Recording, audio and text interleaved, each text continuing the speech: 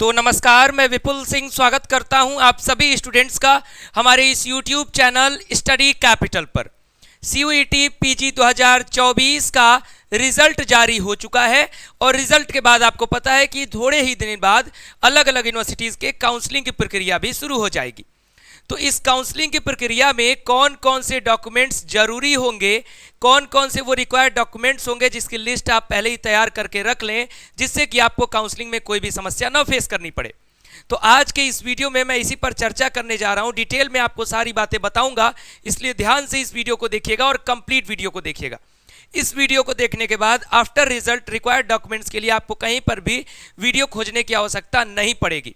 तो चलिए शुरुआत करते हैं इस वीडियो की। और वीडियो की शुरुआत करने से पहले अगर आप हमारे इस चैनल स्टडी कैपिटल पर पहली बार विजिट कर रहे हैं, स्टडी कैपिटल का कोई पहला वीडियो देख रहे हैं, CUET PG की अपडेट के लिए मुझे पहली बार देख रहे हैं, तो चैनल को सब्सक्राइब करिएगा, बेल आइकन प्रेस करिएगा, क्योंकि इंडिया नंबर 1 प्लेटफॉर्म है फॉर CUET PG और सबसे ट्रस्टेड चैनल है आपके लिए, जहां पर आपको हर एक अपडेट समय पर और सही अपडेट पहुंचाई जाती है। इसलिए चैनल को सब्सक्राइब करिएगा, बेल आइकन प्रेस करिएगा। बात करते हैं रिक्वायर्ड डॉक्यूमेंट्स की लिस्ट पर। और ये बातें जो लिखी हुई हैं इसको देख करके बिल्कुल घबराइएगा मत कि यहाँ ग्रेजुएशन का सर्टिफिकेट लिखा है तो क्या करूँ, TCCC लिखा है तो क्या करूँ। मैं बता रहा हूँ कि क्या क्या चीज़ें लगती हैं। एक चीज़ का ध्यान रखिएगा कि चूंकि काउंसलिंग जो है वो NTA के द्वारा तो कराई नहीं जानी है, अलग अलग यूनिवर्सिटीज़ के द्वारा कराई जानी है। अलग अलग यूनिवर्सिटीज़ के अलग अलग प्रकार के डॉक्यूमेंट्स की डिमांड होती है, लेकिन ओवरऑल तौर पर जो कॉमन डॉक्यूमेंट्स है जो आपके पास रेडी होना चाहिए उसकी लिस्ट है। फिर उसके बाद जो नहीं लिखा है वो भी आपको बताऊंगा। सबसे पहले नंबर पर जो आपके पास अवेलेबल आराम से होगा, क्लास 10th की मार्कशीट या फिर सर्टिफिकेट। किसी का मार्कशीट सर्टिफिकेट अलग अलग होता है, किसी बोर्ड में एक साथ आता है, तो पहला ये रेडी होना चाहिए, रेडी होगा आपके पास। दूसरा क्लास 12th की मार्कशीट एंड सर्टिफिकेट, ये भी आपके पास रेडी होना चाहिए। और इसकी जो है ओरिजिनल कॉपी के साथ साथ आपके पास फोटोकॉपी भी अवेलेबल होनी चाहिए, क्योंकि तमाम यूनिवर्सिटीज़ आपको जो मार्कशीट अपलोड कराती हैं उस पर कहती है फोटोकॉपी पर सेल्फ अटेस्ट करके लिखना। जैसे मान लीजिए मेरा नाम है विपुल सिंह, तो मैं वहाँ पर सिग्नेचर कर दूंगा अपना कि हाँ मैंने सेल्फ अटेस्ट किया कि हाँ ये मार्कशीट जो है वो सही है फोटोकॉपी पर। उसके बाद तीसरे नंबर पर आता है ग्रेजुएशन की मार्कशीट। ग्रेजुएशन की मार्कशीट पर आप सभी लोगों के मन में बहुत ज़्यादा द्वंद्व है कि सर ये बताइए कि अभी तो मेरा सेमेस्टर कंप्लीट नहीं हुआ या फिर थर्ड ईयर तो अभी कंप्लीट नहीं हुआ, तो मैं कब तक की मार्कशीट दूंगा।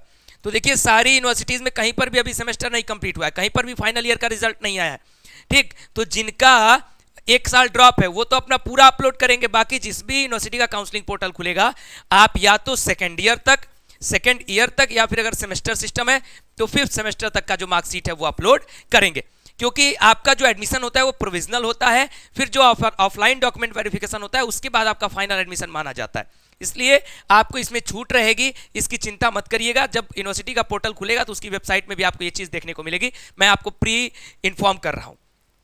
अगले नंबर पर है कास्ट सर्टिफिकेट या फिर कैटेगरी सर्टिफिकेट। आप किसी भी कास्ट से बिलोंग करते हैं, फिर कैटेगरी से सिर्फ जनरल कैटेगरी छोड़ के, चाहे EWS हो, OBC हो, SC हो, ST हो, PWBD हो, कोई और आपका स्टूडेंट कोटा हो, उस यूनिवर्सिटी का स्पोर्ट्स कोटा हो, इसलिए मैंने कास्ट यहाँ लिख दिया, लेकिन आप इसको कैटेगरी समझें। किसी भी कैटेगरी से आप बिलोंग करते हैं तो आपका कैटेगरी सर्टिफिकेट होना चाहिए।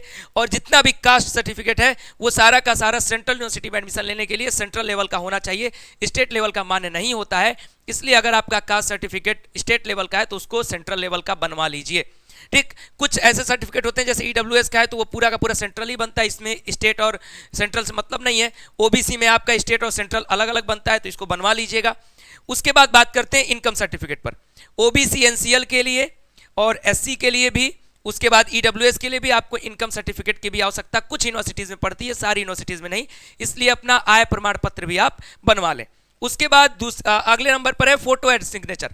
आपके पास अपनी फोटोग्राफ पासपोर्ट साइज की होनी चाहिए, स्कैन्ड कॉपी, सिग्नेचर भी स्कैन्ड कॉपी होना चाहिए, क्योंकि मैक्सिमम यूनिवर्सिटीज़ के जो काउंसलिंग प्रोसीजर हैं शुरुआती दौर में ऑनलाइन रहेंगे, सारे डॉक्यूमेंट्स आपको ऑनलाइन ही अपलोड करना है, इसलिए फोटो और सिग्नेचर भी अपलोड करना होता है। अगले नंबर पर है आपका आधार कार्ड। कुछ यूनिवर्सिटीज़ आपका आधार कार्ड अपलोड कराती हैं, कुछ यूनिवर्सिटीज़ आपके आधार का नंबर डलवाती हैं, इसलिए आपका आधार कार्ड भी आपके पास होना चाहिए, उसको गायब मत करिएगा। ऐसा ना हो कि आप काउंसलिंग के समय में आधार कार्ड खोजने लगे, तो ये भी होना चाहिए। अगले नंबर पर मैंने लिखा है TC और CC, यानी ट्रांसफर सर्टिफिकेट और कैरेक्टर सर्टिफिकेट।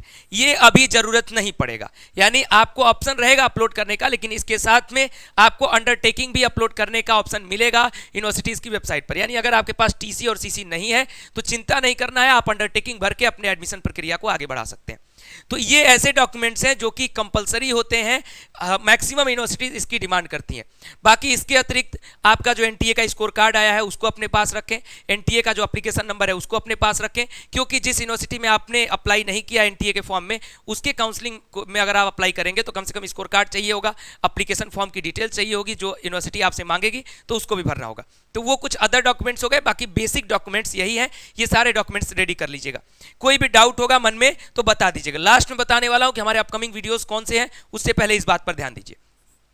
चैनल को सब्सक्राइब करिए, बेल आइकन प्रेस करिए। पहला चैनल जिस पर आप ये वीडियो देख रहे हैं सीयूईटी स्टडी कैपिटल, दूसरा channel CUET PG study capital जिसका लिंक डिस्क्रिप्शन बॉक्स में है। दो चैनल्स हमारे हैं सीयूईटी पीजी पर जिस पर हम कवर करते हैं। पहले चैनल पर जितने भी इंपॉर्टेंट आपके वीडियोस हैं वो सारे इसी पर आएंगे। दूसरे चैनल पर जो लो मार्क्स यूनिवर्सिटीज़ के कट ऑफ्स हैं, उनके काउंसलिंग का प्रोसीजर है, कौन सी यूनिवर्सिटी का काउंसलिंग प्रोसीजर खुल गया है, काउंसलिंग कब से शुरू होगी, वो सारी प्रक्रिया हम लोग सेकंड चैनल पर बताएंगे। यानी ये दोनों चैनल आपके लिए बेहद इंपॉर्टेंट होने वाला है। ये दोनों चैनल अगर आपके पास सब्सक्राइब है तो आपको आगे आने वाले समय में काउंसलिंग की चिंता नहीं करनी है। सुबह शाम कम से कम बस स्टडी कैपिटल सर्च कर लीजिएगा, मिल जाएगा अपडेट। उसके बाद सीयूईटी पीजी 2025 की तैयारी करना चाहते हैं, सब सर्वश्रेष्ठ प्लेटफॉर्म है, इंडिया नंबर 1 प्लेटफॉर्म है सीयूईटी पीजी के लिए। हमारे 2023 के रिजल्ट आप देख सकते हैं, 2022 के रिजल्ट देख सकते हैं, और 2024 का रिजल्ट भी बहुत जल्द हम पेश करने वाले हैं। हमारी टीम उसको प्रिपेयर कर रही है, हमारे स्टूडेंट्स ने बहुत अच्छा परफॉर्म किया है। तो अगर आप 2025 की तैयारी करना चाहते हैं तो हमारे व्हाट्सएप नंबर पर मैसेज करें 9336257345 कि सर मैं सीयूईटी पीजी 2025 के लिए तैयारी करना चाहता हूं, मेरा ये नाम है, इस कोर्स की तैयारी करना चाहता हूं। हमारी टीम आपका नंबर सेव रखेगी, बैच शुरू होते ही आपको इन्फॉर्मेशन पहुंच जाएगी। साथ में स्टडी कैपिटल का ऐप भी डाउनलोड करके रखें जहां पर आपका बैच शुरू होगा, तो इस ऐप को भी आप लोग प्ले स्टोर से डाउनलोड कर लीजिए। अपकमिंग वीडियोस की अगर मैं बात करूं तो जैसा कि मैंने आपसे कहा था कि आज ही मैं आपको एक्सपेक्टेड कट ऑफ की वीडियो दूंगा, तो इसकी प्रिपरेशन में रात तक वीडियो बनाऊंगा, लेकिन रात को अपलोड करने का कोई मतलब नहीं होगा, इसलिए मैं आपको मॉर्निंग टाइम में अपलोड कर दूंगा एक्सपेक्टेड कट ऑफ की वीडियो। उसके बाद काउंसलिंग अपडेट्स थ्रू वेबसाइट, अलग अलग यूनिवर्सिटीज की क्या अपडेट है काउंसलिंग को लेकर के, वो भी मैं आपको कल दूंगा। उसके बाद आपकी क्वेरीज के आधार per your queries through comment, और लगातार ये अपकमिंग वीडियोस आते रहेंगे। आप जो भी कमेंट बॉक्स में क्वेरीज करते रहेंगे, अलग अलग प्रकार के आपके सवाल होंगे, सवालों को पूछते रहिए। एक कॉमन वीडियो बना के, जैसे मान लीजिए 4-5 सवाल इकट्ठा हो गया, उसका बढ़िया एक वीडियो बना के मैं आपको दे दूंगा, जिससे सारे डाउट्स दूर हो जाएंगे। साथ में मुझे पता भी है कि क्या क्या डाउट्स आपके मन में आ सकते हैं, तो अगर आपके मन में वो डाउट्स नहीं उठेंगे तब भी मैं आपको वीडियो दे दूंगा, प्रश्न भी बता दूंगा कि क्या मन में उठ सकता है और उसका उत्तर भी बता दूंगा। तो फिलहाल इस वीडियो में इतना ही। वीडियो कैसा रहा है कमेंट बॉक्स में बताइएगा, वीडियो को लाइक करिएगा, शेयर करिएगा और चैनल को सब्सक्राइब करिएगा, बेल आइकन प्रेस करिएगा फर्दर अपडेट्स के लिए। बहुत बहुत धन्यवाद, नमस्कार।